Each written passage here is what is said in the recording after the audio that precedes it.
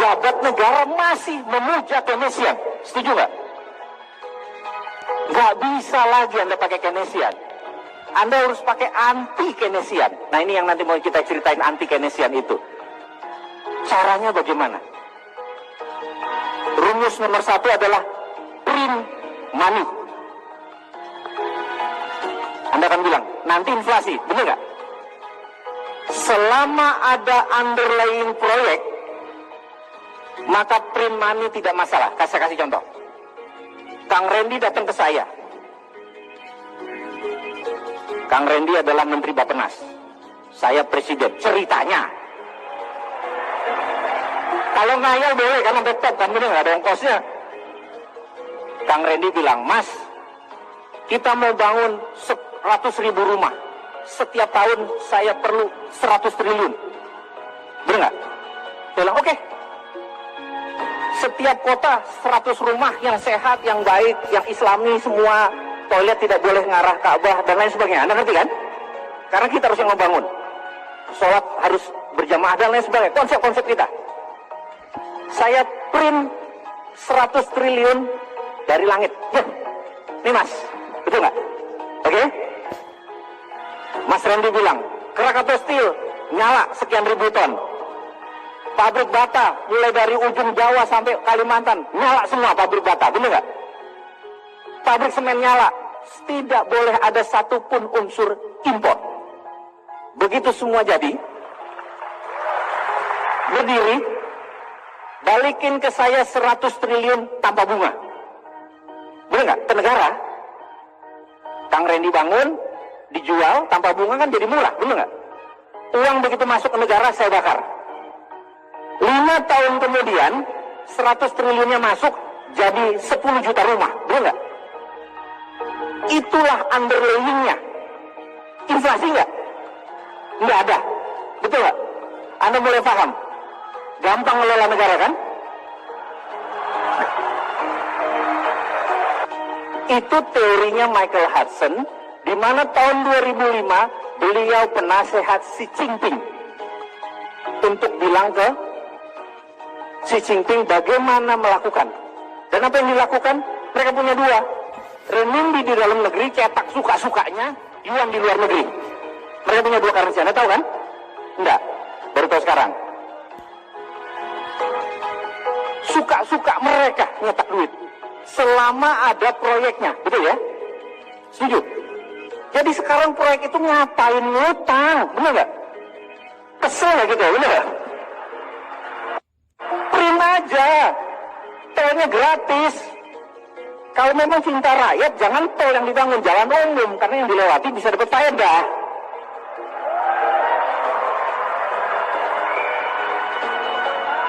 Sudah ngerti cara bangun yang negara? Oke, mau lanjut atau udah? Nah, apa yang dilakukan oleh negara satu lagi nih? Karena kita tahu ada negara besar satu lagi yang punya nation interest, yang punya 1,3 miliar penduduk, yang pengen 1000 tahun masih negaranya ada. Benar nggak? Nation interest mereka juga pengen negaranya survive. Betul kan? Seperti kita pengen negaranya juga utuh sampai 1000 tahun lagi. Gitu kan?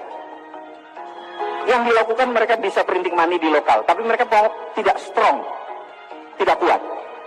Yang dilakukan adalah, oke, ini saya sama Kang Randy lagi nih. Kang Randy bilang, Mas gimana caranya kita punya banyak dolar sebagai cadangan kita untuk bisa punya apa? Deterrent faktor penggengkar. Oke, Akang pergi ke Papua Nugini, cari orang yang dekat sama presiden atau perdana menterinya, paham ya? Kang Randy kirim intelijen, cari di sana presidensi. Anda ngerti presidensi? Presidensi orang yang dekat presiden, orang yang mempengaruhi perdana menterinya Papua Nugini. Terus intelijennya lapor ke Kang Randy bilang, sudah dapat. Dia pokoknya oportunis, dekat dan bisa mempengaruhi perdana menteri Papua Nugini. Gitu ya? Oke. Namanya siapa? Larry. Oke, Larry. Jangan dipanjangin Larry-nya ya. Kemudian bilang sama Larry, mereka bikin proyek yang lama balik modalnya. Tapi ada streaming of income.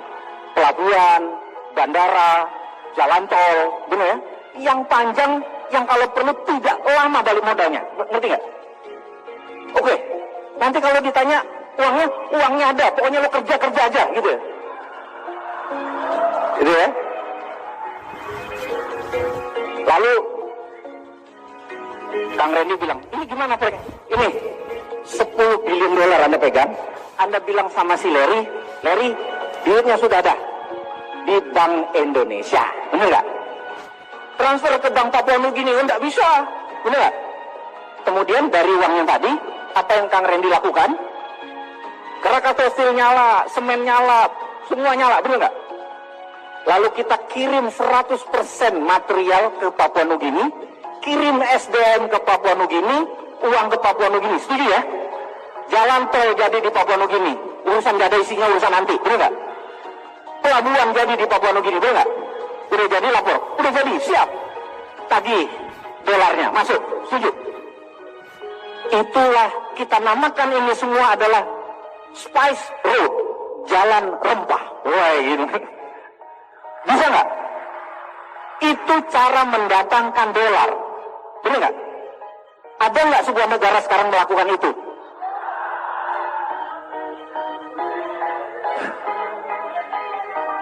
Ada nggak? Indonesia nggak ada, hoax, nggak ada. Pemerintah kita pintar. Benar nggak? Anda udah mulai ngerti sekarang? Mulai panas.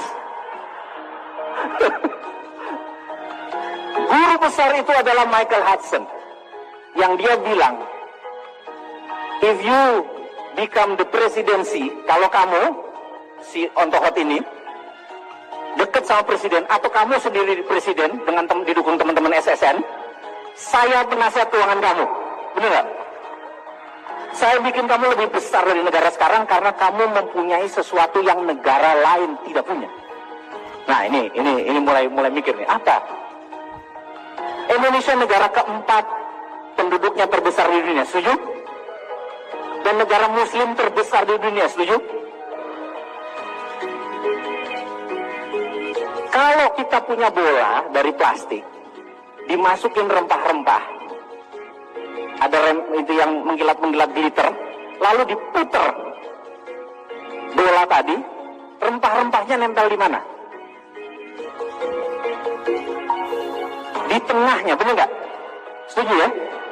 Bumi sudah muter berapa tahun sih? Sama porosnya 5 juta tahun, benar nggak? Itu semua mineral nempelnya di Katulistiwa. Kita zonanya terpanjang. Jadi sumber daya alam Indonesia dibandingkan 4 negara, kita yang paling besar. Setuju nggak? Karena kita yang paling besar, maka kita direbutin oleh 3 negara tadi, Amerika, Cina, India, untuk diambil sumber dayanya. By all means, apapun ongkosnya, lu minta duit, lu minta apa, dibayarin asal sumber dayanya didapetin, bener nggak? Karena itu negara besar itu ngincernya sumber daya alam. Amerika dengan minyak dan emasnya, Cina dengan rare earth, tanah jarang, nikel, koper, semua batu bara, semua disikat sama dia, bener nggak? Dan kita nggak sadar bahwa kekuatan itu adalah deterrent faktor, faktor penggentar. Kalau kita shutdown, kita tutup itu Indonesia, nggak ekspor mineral, apa yang terjadi? Dunia teriak, nggak ada nikel, bener nggak? Nggak ada pabrik baterai yang nanti berdiri, bener nggak? Nikel dengan kobalt jadi baterai, lithium, bener nggak? Anda bisa bayangkan betapa lemahnya saat ini karena tidak mengerti geopolitik dan geostrategi. Tidak pernah kalian hanas semua pejabat-pejabatnya. Paham ya? Nah, ini kalau sudah mulai ngamuk gini, waktu saya tinggal 21 menit nih kayaknya nih.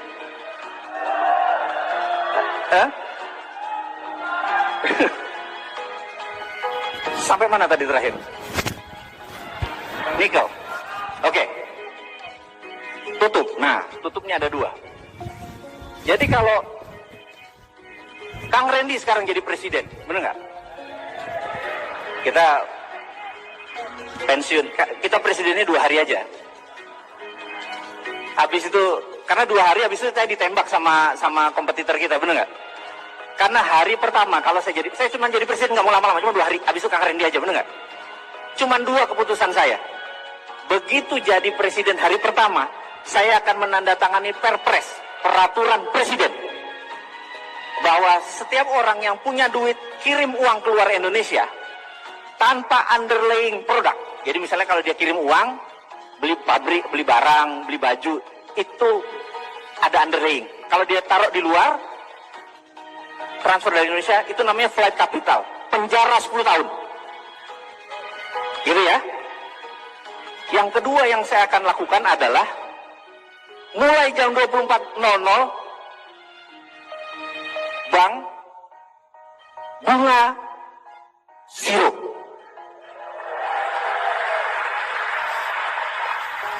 Jadi Mbak, kalau punya duit 1 triliun, yang biasa menikmatin 50 miliar setahun, mendadak 0.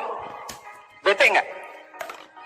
Ada 4.500 deposito di bank di Indonesia.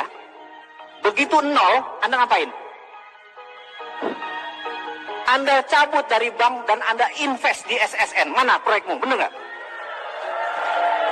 Dalam satu malam 4.000 triliun bisa keluar semua. Nyari proyek di Indonesia saja karena nggak bisa keliling keluar. Bener nggak? Setuju ya?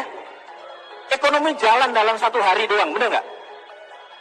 Jadi 1 menandatangani apa tadi? Flight capital. 2 deposito zero. Syariah nggak negara kita ini?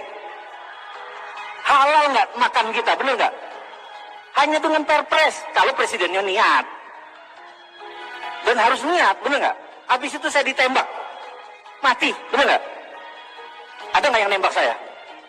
Iya, orang yang punya duit triliunan bete, bener nggak? Mau ngirim keluar nggak bisa, tembak aja si Mardigu itu, bener nggak?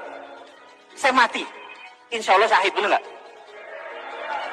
Yang jelas, waktu dimakamkan upacara militer. Oh keren bos. Udah didoain, syahid, upacara militer. Top, bener nggak? Apa nggak enak hidup kayak gitu? Iya kan? Matinya enak, hidupnya enak, bener nggak? Itu. Habis itu ya Kang Randy aja, bener nggak? Yang masih muda, kita udah kepala 50, naik tangga aja gemeteran tadi kita.